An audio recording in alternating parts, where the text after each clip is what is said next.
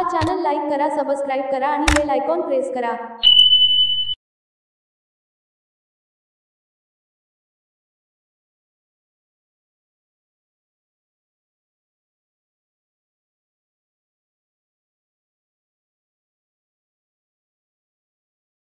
मी शेतकऱ्याची बाजू घ्यायला लागलो, मला धमक्या यायला सुरू झाल्या। अरे धमक्या कुणाला देता? शेतकऱ्याच्या पोरांना। आणि म्हणून मी नांगराचा फाळ आणलाय। तुम्ही जर माझ्या वाटेला गेला तर तुमच्या नांगराचा फाळ घातल्याशिवाय राहणार नाही, ध्यानात ठेवा। आमदारकीचा फडणवीस साहेबांनी त्याचा राजीनामा घेतला पाहिजे, त्याला हक्कलपट्टी केली पाहिजे, लात घालून त्याच्या काय जिथं हिंदुत्वाचं सरकार आहे आणि सरकारमध्ये तू बसतो आणि उडत गोरक्षकाला खंडणीखोर म्हणतो। अरे दाखव ना, तुझ्याकडे व्हिडिओ असेल, फोटो असेल, पैसे घेतलेले असतील तर दाखव, आणून दाखव, जाहीर कर। कशाला तू तोंडाने वापस सोडतो विनाकारण गोरक्षक? शेतकरी आहे, गोरक्षक आहे, तो आमचं शेतकरी लोकांचं महाराष्ट्र दिशाभूल करतो। येणाऱ्या काळात तो आमदारकीच्या लायकीचं बिन राहण्याने तुझं डिपॉझिट जप्त होईल। मी सांगू इच्छितो, जे हिंदूच्या विरोध बोलले त्यांनी माती झाले। आज आम्ही एक सेवा म्हणून गोरक्षणाचं काम करतो।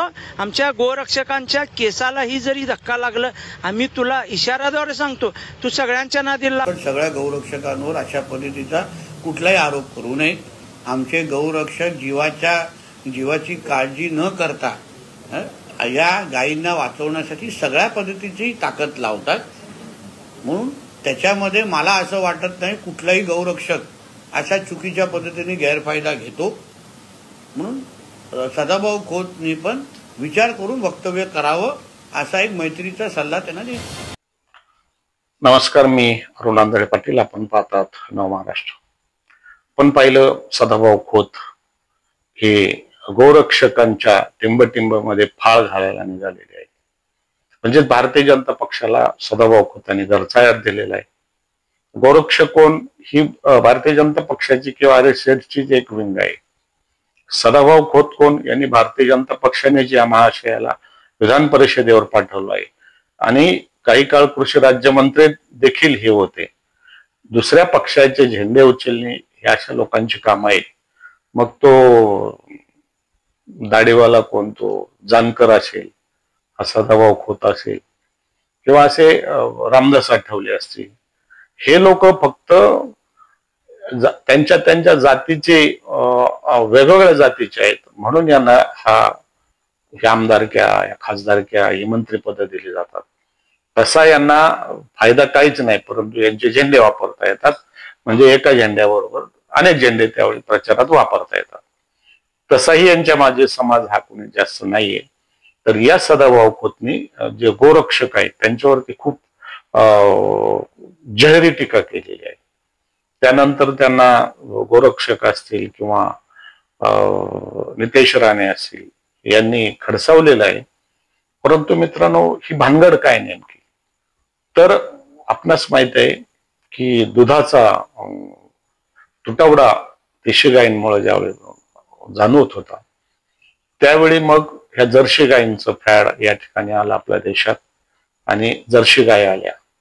देशी गाय अर्धा 1 लिटर दूध द्यायच्या, या जर्सी गाय 10 लिटर, 20 लिटर, 30 लिटर, 35-40 लिटर पर्यंत दूध देतात।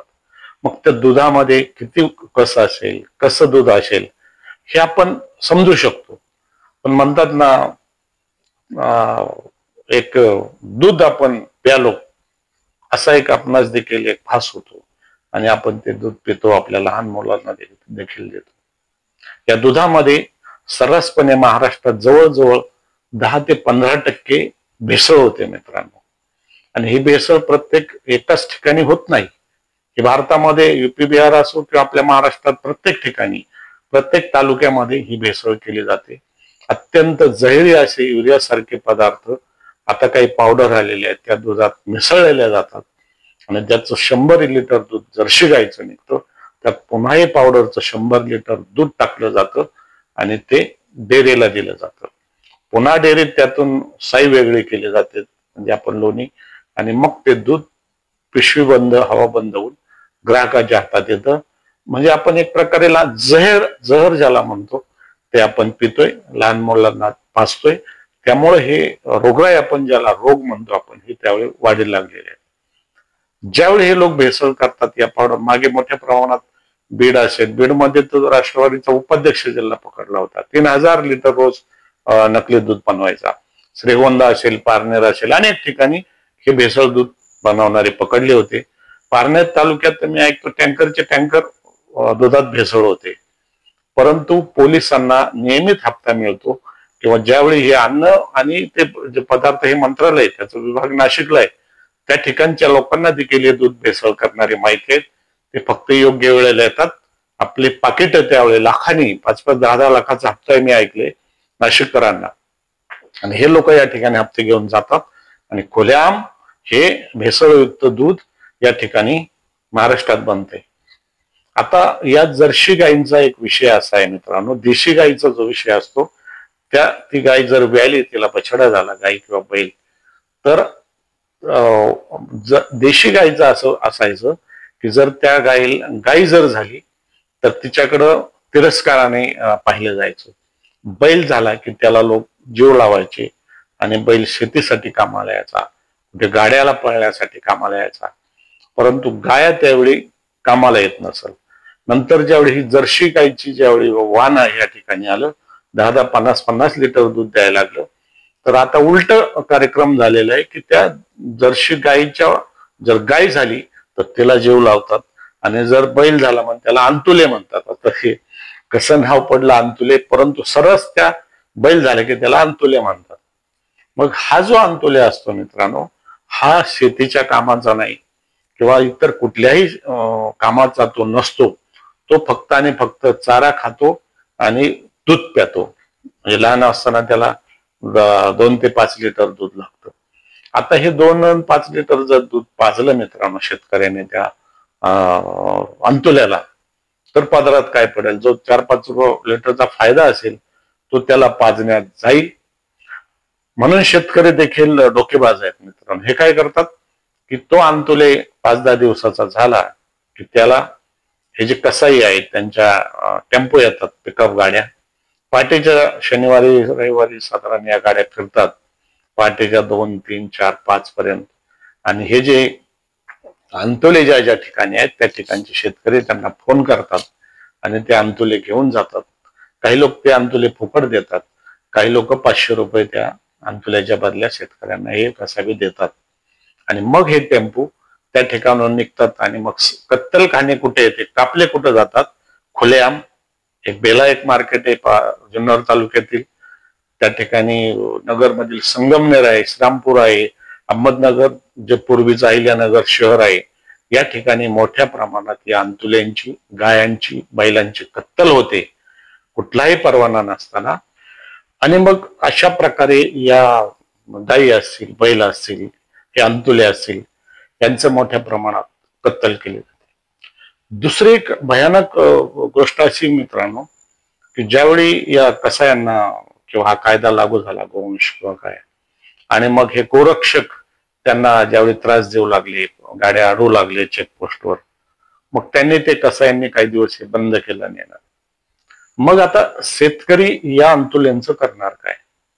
तर आम्ही पाहिलं ज्यावेळी आम्ही पारनेर तालुक्या गारखंडी घाट असेल, दरोडी खालचा घाट असेल, या ठिकाणी अक्षरशः हे लहान लहान बछडे शेतकऱ्यांनी रस्त्याच्या कडेला टाकून दिलेले आढळले आम्हाला.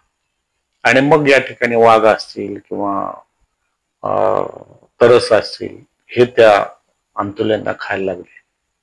ही एक सत्य परिस्थिती आहे मित्रांनो. मग आता सरकारने याविषयी विचार करायला पाहिजे. तुम्ही जर गोरक्षा करता, या अंतुल्यांना शेतकरी सांभाळत नाहीत, कसायांना द्यायला बंदी आहे, मग तुम्ही असे जे गौशाळावाले आहेत किंवा यांना त्यांना सांभाळायला द्या, त्यांना काही त्याच्या बदल्यात मोबदला खाण्यासाठी द्या. आणि ज्यावेळी ते तंदुरुस्त होतील त्यावेळी तुम्ही त्यांना कत्तलखान्यात देऊ शकता. अशा प्रकारचा एक विचार व्हायला हवा. कारण फक्त आणि फक्त त्याच्यावर बंदी आणून त्याच्यावर हा उपाय नाही मित्रांनो.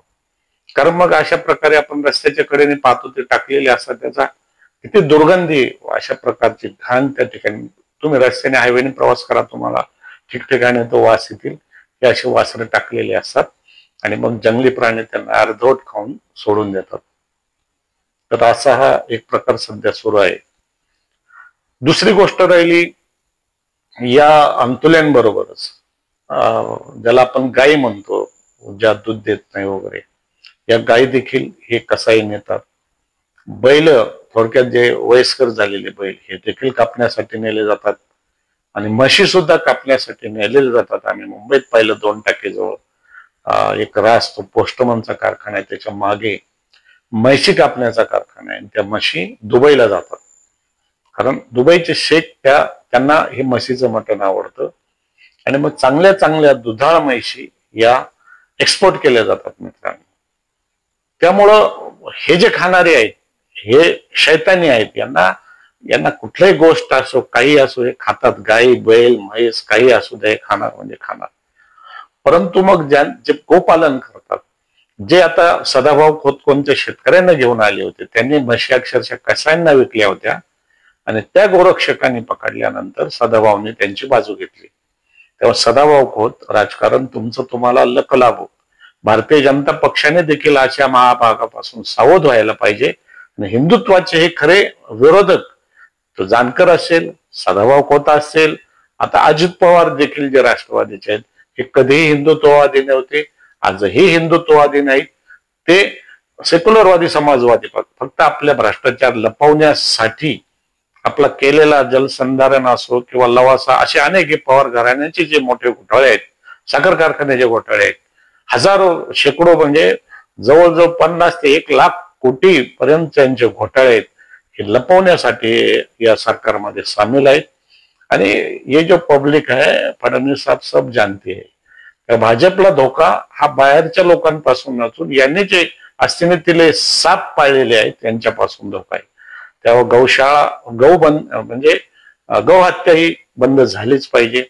गायींना कापलं जातं हे थांबलंच पाहिजे. गायी असतील, म्हशी असतील, या शेतकऱ्यांच्या कामधेनू आहेत. परंतु अशा प्रकारे यांची जी कत्तल होते ही थांबली पाहिजे मित्रांनो. आणि यामुळं सरकारने देखील याविषयी विचार करावा आणि सदाभाऊ खोत सारखे जे उपटसुंब आहेत त्यांच्यापासून या भारतीय जनता पक्ष असेल किंवा गौसेवकांची ही जी सेवा सुरू आहे त्याला जो विराम घालण्याचं काम सदाभाऊ खोत करा, ते थांबलं पाहिजे. तूर्त इतकेच.